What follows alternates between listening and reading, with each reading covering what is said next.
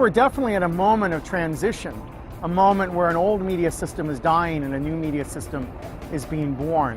An era when spectatorial culture is giving way to participatory culture, where a society based on a small number of companies controlling the storytelling apparatus is giving way to a much more complex mediascape where average citizens have the ability to seize control over the media technology and tell their own stories in powerful new ways.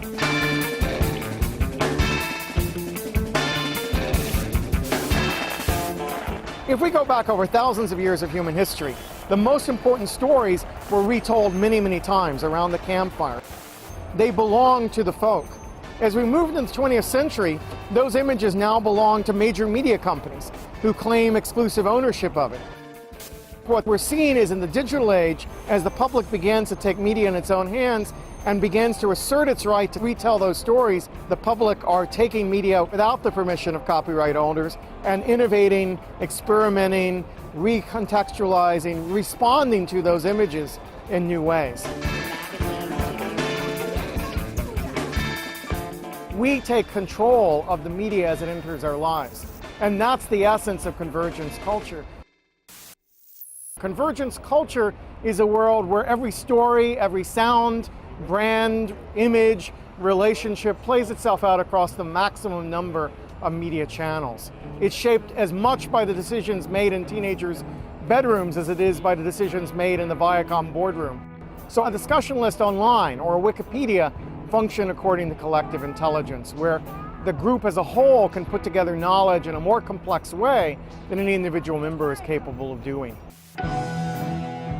We are developing technologies around collective intelligence which allow us to monitor government-produced data in ways that would have been impossible before.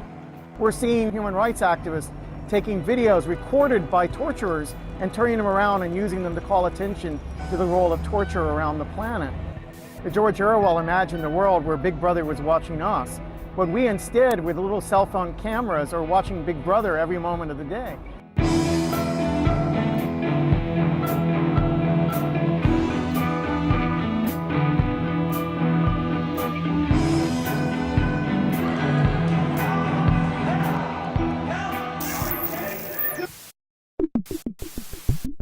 In a transmedia project, the story or experience is spread across a variety of media platforms, not in a way that's redundant, but rather in a way that's complementary, so that each platform contributes what it does best.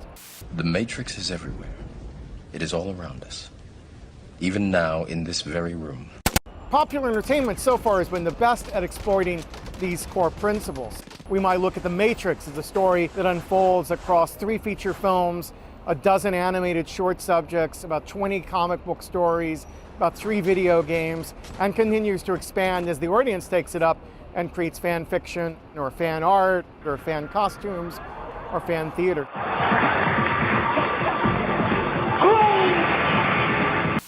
The advantage a documentary filmmaker has is that we're already depicting a world.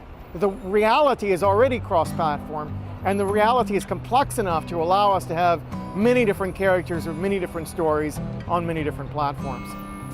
It was a creed written into the founding documents that declared the destiny of a nation.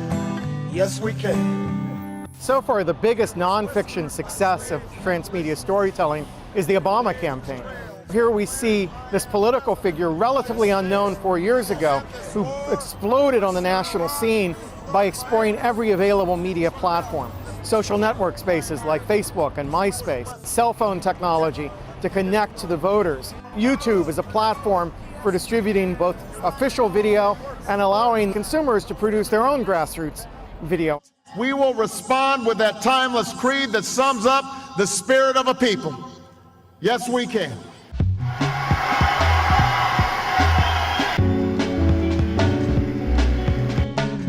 A world governed by principles of participatory culture has the potential to be much more diverse than a world controlled by a small number of media producers. As average people develop the ability to tell their stories, we're seeing different perspectives emerge. We're seeing different groups gain representation. We're seeing groups challenge the dominant media images that have been constructed for their lives. And the challenge for those of us caring about social justice issues is to make sure that these tools get in the hands of those people who have been the most oppressed and most dispossessed to get their stories out and get their stories into circulation. As we expand who has the power to tell stories, we have the potential for stories to grab our imagination, to touch our hearts, that come not from the entertainment infrastructure, but from some average citizen out there whose reality's never been depicted on the screen before. And I think that's the real excitement of our present moment of media change.